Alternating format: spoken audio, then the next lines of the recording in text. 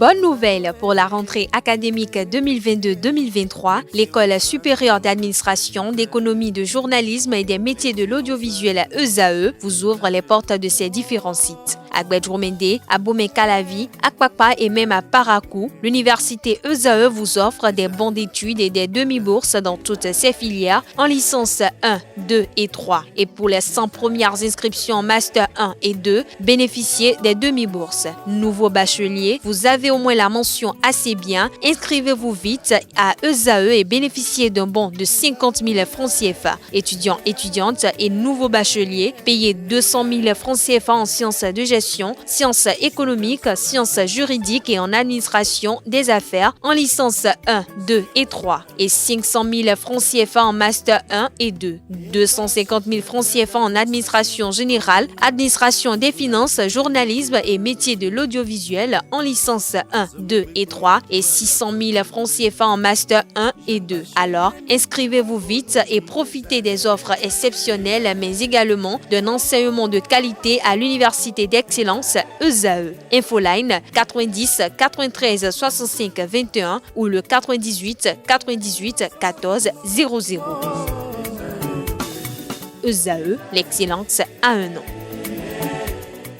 Bonjour à nouveau, chers amis internautes. Le quotidien béninois d'information générale et d'analyse, l'informateur titre ce matin en manchette: Jeu de hasard, d'argent et de paris vers la purge du secteur. Le gouvernement annonce la mise en place d'une plateforme de contrôle. Toujours à la une de l'informateur de ce matin: Noix de cajou, campagne 2022-2023. Les conditions de commercialisation vous sont exposées à la page 4. GIF 2023 célébré par l'association Bénin Révélation Star. L'artiste Ayadjo distingué, des précisions sur la dite distinction en page 6. Forces armées béninoises, divers équipements acquis au profit des soldats du feu. Toujours à la une de l'informateur de ce matin, à l'oreille droite comme il est de coutume, une invite à découvrir dans les colonnes de sa parution les productions journalistiques des étudiants en formation à l'école supérieure d'administration, d'économie, de journalisme et des métiers de l'audiovisuel ESAE. La Nation titre ce matin en manchette avec pour illustration une image assez expressive: groupement des sapeurs-pompiers, des signaux de la modernisation. Toujours à la une du quotidien de service public ce matin: coopération économique et militaire, les retombées de la visite de Mohamed Bazoum vous sont présentées et exposées en détail en page 3. Jeu de hasard au Bénin, une nouvelle organisation du secteur. Des précisions sur cette décision prise en Conseil des ministres en page 3. Fraternité ce matin en manchette: Huguette Bokwe Nyankadia, la tête de l'INF, le profil idéal pour la cause de la femme, estime le journal. Retrouvez son argumentaire qui soutient cette manchette en page 3. Efficacité de la lutte contre la corruption, les exigences du FMI envers Patrice Talon vous sont exposées à la page 2. Le matinal à présent, Conseil des ministres, de nouveaux équipements pour les sapeurs-pompiers, la campagne de commercialisation des noix de cajou lancée ce jour, de nouvelles responsables nommées à l'INF, une plateforme de contrôle des jeux de hasard bientôt mise en place. Retrouvez l'intégralité du compte rendu du Conseil des ministres de cette semaine aux pages 2, 3 et 11. Cinquième recensement général de la population au Bénin, les membres des organes de gestion installés, nous apprend le matinal, des détails sur leur identité diverse à la page 4. Matin libre ce matin manchette: pour sa loyauté à Patrice Talon, des pasteurs bénissent Olivier Bocor. Retrouvez l'article en phase avec cette manchette à la page 3. Toujours à la une de Matin libre de ce matin, série de décisions après le 29 janvier 2023, le quotidien constate que Dassazoumé fouette la rupture.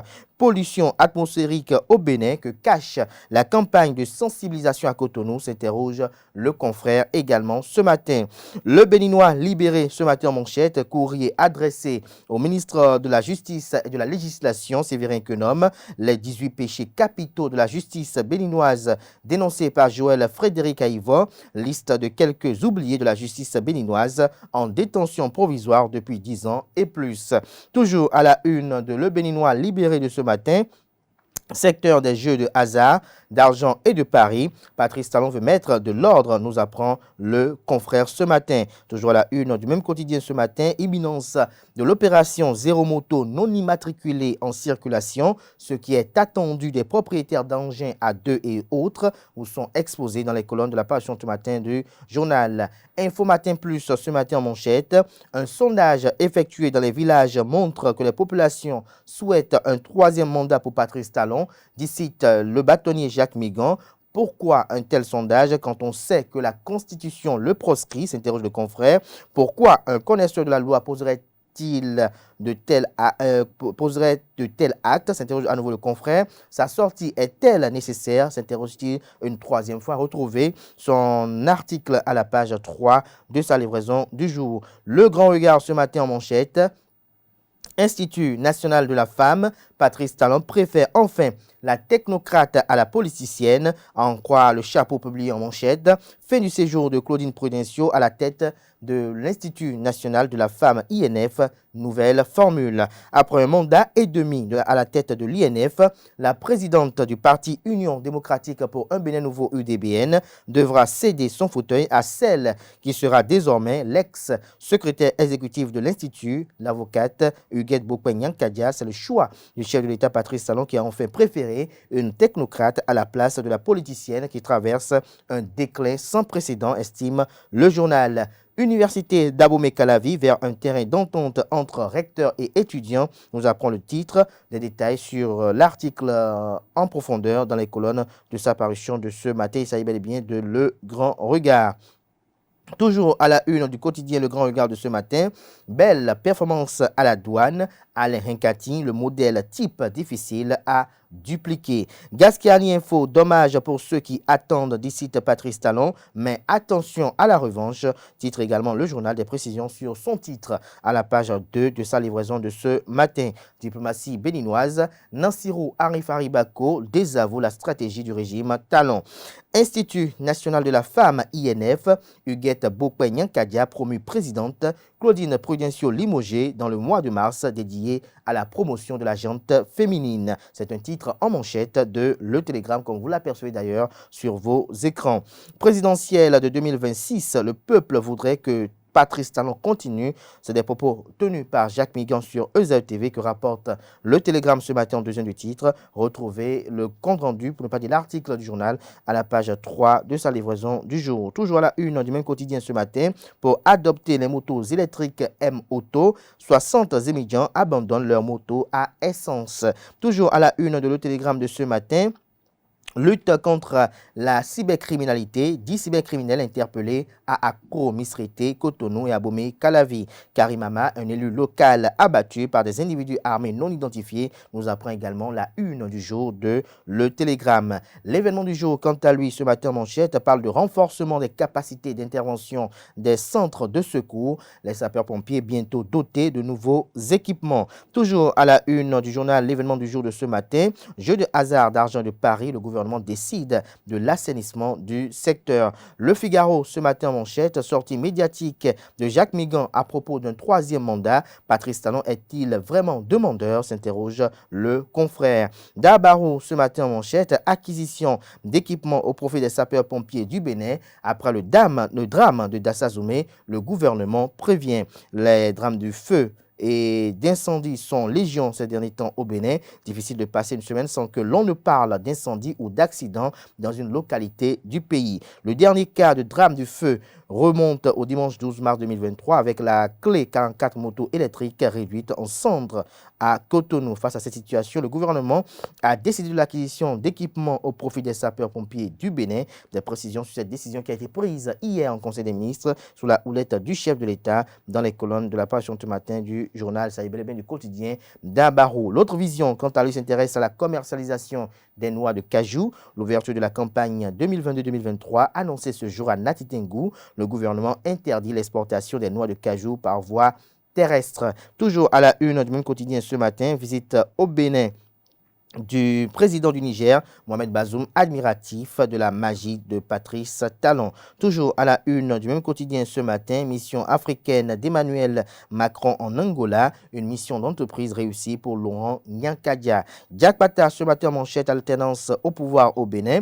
Et si le président Patrice Talon évitait le piège d'appel à un troisième mandat en sanctionnant les auteurs, estime le journal. Sauf si le président Patrice Talon lui-même nourrit le rêve de se repositionner et rempiler en 2026, il laissera passer librement les messages d'appel à un prétendu troisième mandat. Sinon, le chantre de la rupture n'est pas un instigateur de polémique pour cette question. Il devra donc commencer par rappeler ses disciples à l'ordre tout en les empêchant de troubler l'opinion avec des supposés messages des populations l'appelant à un troisième mandat à la tête du pays. En cas de récidive, le président Patrice Talon devra siffler la fin de la récréation et sanctionner les porteurs des dits messages. Selon les observateurs avertis, ces derniers veulent induire le chef de l'État en erreur. En tant que patriote, le président de la République est un respectueux des textes et ne veut qu'obéir aux exigences de la Constitution béninoise qui donne privilège au président de faire au plus 2 mandats constitutionnels si le peuple en décide ainsi dans les urnes. Même si personne ne doute des réformes avantageuses engagées pour le développement du Bénin depuis 2016. Retrouvez la suite de l'article intégral dans les colonnes de la page du journal, pour être plus précis à la page 3. Toujours à la une du même quotidien ce matin, opération don de sang du ministère des Finances pour sauver des vies au Bénin. Une campagne très bien réussie avec plus de 500 poches de sang recueillis. J'y arrive enfin. Décryptage info ce matin à la une, premier forum mondial de technologie médicale. Les progrès de la robotique dans la santé en débat ce jour à Dubaï. Toujours à la une du même quotidien ce matin, gestion du lotissement à Zagnagnado. Clément Alomavo interpellé par la police. D'autres suspects en attente. Le quotidien, le contemporain ce matin en manchette, Institut national de la femme. Huguette Bokwe Nyankadia remplace Claudine Afiabi-Prudencio à la présidente de l'INF. Lire le Conseil des ministres du 15 mars 2023 qui consacre cette nomination. Toujours à la une du même journal ce matin, Cour constitutionnelle, les mérites de Théodore Olo et de Robert Dossou, tous deux anciens présidents de la Cour constitutionnelle célébrés. Des détails sur cette distinction honorifique dans les colonnes de la page ce matin du journal. Il s'agit bel et bien de le quotidien, le contemporain. Info du moment, titre ce matin à sa une, travail des enfants au Bénin. Le phénomène a toujours la carapace dure à Porto Novo. Toujours à la une du même journal ce matin, à Dion, l'ONG Action Plus auréolée à l'occasion de la GIF 2023. L'affiche du jour, titre ce matin manchette, éjecté à la tête de l'Institut national de la femme, Claudine Prudencio et Patrice Talon, le début de la fin, s'interroge le confrère. Toujours à la une du même quotidien ce matin, bien-être, les 5 meilleures tisanes contre le rhume et le froid sont à retrouver dans les colonnes de la page ce matin du journal. Il s'agit bel et bien de l'affiche du jour. Les 4 vérités ce matin en sa une, ministère de l'Enseignement supérieur et de la Recherche scientifique. 4 ans sans aucun recrutement d'enseignants-chercheurs. L'article à retrouver à la page 3. Visite de la zone industrielle de Glodjigbe. L'AMIFA SB2E salue la place accordée à la femme dans les industries. Les femmes de la SB2E séduites par la révolution industrielle mise en route par le président Patrice Talon. Lettre au ministre de la Justice sur ses conditions de vie carcérale. Joël Frédéric Aïvo dénonce. Le directeur général de l'APB, l'agence pénitentiaire du Bénin, réplique. Tous les détenus bénéficient des mêmes conditions et du même règlement intérieur selon le DG APB François Ronquet. Retrouvé sa correspondance en réponse à la page 3. Toujours à la une du même quotidien ce matin.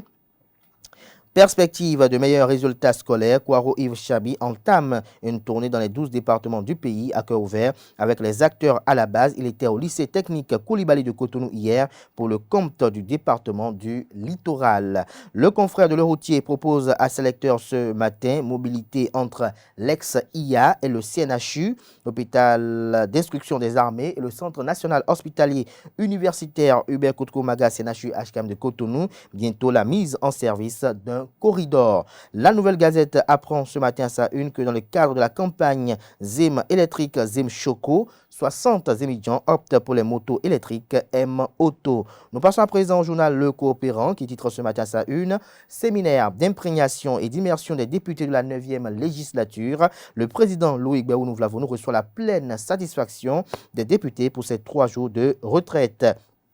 Toujours à la une de Le Coopérant de ce matin, lutte acharnée contre la cybercriminalité au Bénin ces derniers jours. Des milliers de jeunes Nigérians fuient la traque sans merci de l'Office central de répression de la cybercriminalité pour leur pays d'origine. Toujours à la une du même quotidien ce matin, dans le cadre du premier forum des collectivités numériques à Porto Novo, l'appel du maire Charlemagne Cotier aux élèves pour le concours le numérique, ma commune et moi, des détails sur le dit concours, le dit challenge à la page 8. Toujours à la une du journal Le Coopérant de ce matin, pour la promotion du culte vaudou au Bénin, le roi Podégbé sacralise Mianon Adelansi Kwesou Chidagba, chef suprême des cultes endogènes. Du coin info titre ce matin à sa une, présidence de l'Institut national de la femme, fin de la collaboration entre Patrice Talon et Claudine Afiavi-Prudencio. Nous abordons à présent la une de cette semaine de l'hebdomadaire satirique et humoristique paraissant à Cotonou, le déchaîné du jeudi, qui titre cette semaine « Cybercriminalité qui paie l'addiction ». C'est une interrogation. Vous avez en illustration une caricature du président de la République avec quelques jeunes de part et d'autre. Vous avez un qui dit Gaiman, c'est quoi même le problème? Un autre qui répond, après les 2 ans de Covid-19, c'est grâce à ma clientèle Gaiman que mes 2 buvettes retrouvent peu à peu image d'avant. Gandaro, c'est grâce à mon neveu Gaiman que toute la famille mange à la maison, rétorque un autre. Et à une fille de dire au chef de l'État, à Péton de Coucou, c'est grâce à mon copain Gaiman que je paye mon loyer, l'eau et l'électricité. Et au chef de l'État de répondre, vous êtes sérieux là? C'est une interrogation. Retrouvez la parution de cette semaine de Le Déchaîné du jeudi dans les kiosques au prix de 500 francs CFA. Les quotidiens également sont disponibles dans les kiosques au prix de 300 francs CFA, de 500 francs CFA. Également accessible en ligne pour ceux d'entre eux disposant d'un site internet.